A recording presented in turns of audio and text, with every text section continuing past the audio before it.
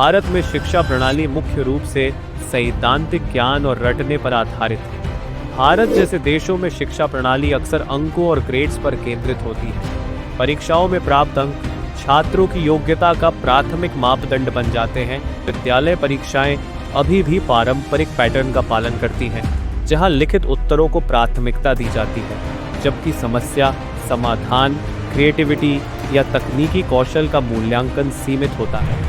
Finland जैसे देशों की शिक्षा प्रणाली रचनात्मकता, प्रोजेक्ट आधारित शिक्षण और व्यक्तिगत विकास पर जोर देती है।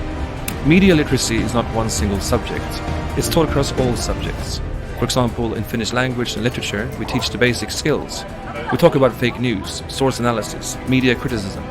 Then in maths, we might focus on statistics and algorithms. जबकि भारत में अभी भी औपनिवेशिक युग की बोर्ड आधारित प्रणाली हावी है। भारतीय शिक्षा प्रणाली में कई कमियां हैं, खासकर जब बात रटने वाली शिक्षा की हो। शिक्षा प्रणाली का ढांचा अंकों और रैंकिंग पर आधारित है। बोर्ड परीक्षाएं, प्रवेश परीक्षाएं जैसे जेईई, नीट और विश्वविद्यालय रैंकिंग्स मानसिकता को बढ़ावा देती हैं।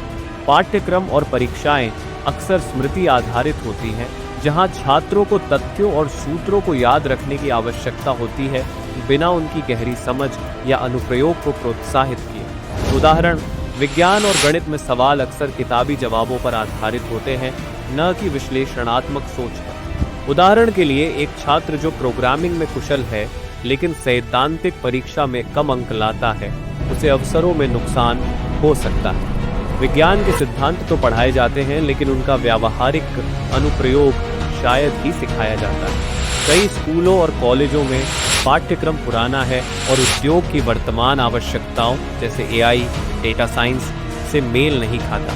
कोचिंग सेंटर और प्रतियोगी परीक्षाएं जैसे जेईई, नीट रटने की संस्कृति को और बढ़ावा देती है, क्योंकि उनका फोकस उच्च अंक प्राप्त करने पर होता है, न कि समग्र विकास पर।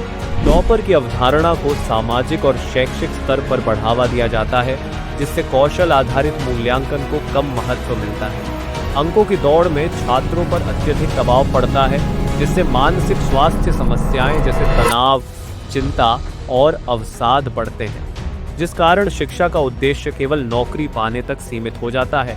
अंकों पर आधारित मूल्यांकन प्रणाली उन छात्रों को नुकसान पहुंचाती है जो पारंपरिक परीक्षाओं में अच्छा प्रदर्शन नहीं कर पाते, भले ही उनके पास अन्य प्रतिभाएं हों।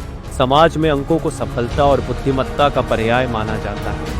उच्च अंक प्राप्त करने वाले छात्रों को अक्सर अधिक सम्मान और मान्यता मिलती है। रैंक और अंकों पर आधारित शिक्षा प्रणाली का छात्रों के भविष्य और मानसिक स्वास्थ्य पर गहरा प्रभाव पड़ता है, जो सकारात्मक और नकारात्मक दोनों हो सकता है। रैंक प्राप्त करने की होड़ में छात्रों पर अत्यधिक दबाव पड़ता है। उच्च रैंक न मिलने की स्थिति में छात्रों में चिंता, तनाव और अवसाद, डिप्रेशन की समस्या आम हो सकती है।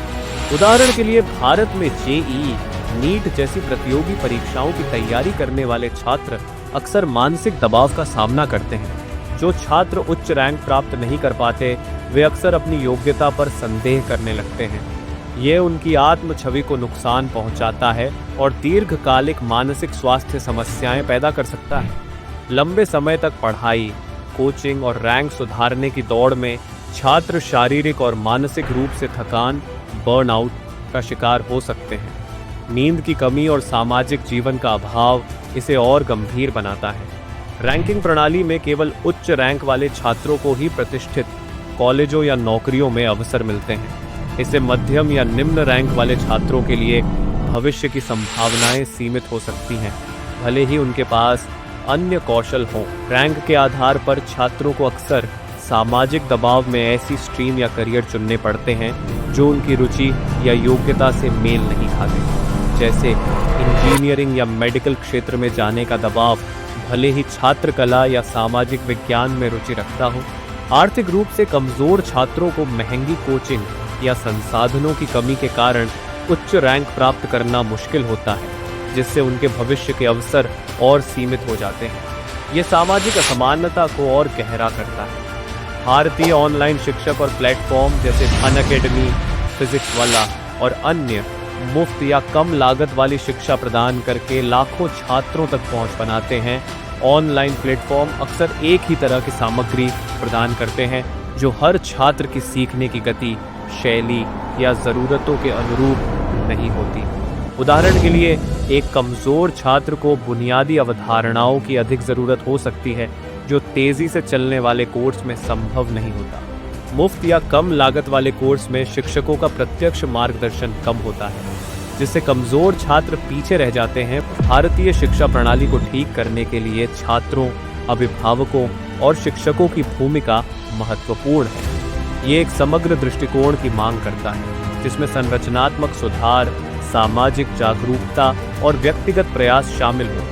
छात्रों को रटने से हटकर जिज्ञासा आधारित सीखने को अपनाना चाहिए। अपनी रुचियों और अपने विषयों को गहराई से समझने की कोशिश करें। सॉफ्ट स्किल्स और डेटा विश्लेषण, कोडिंग को पाठ्यक्रम में शामिल करें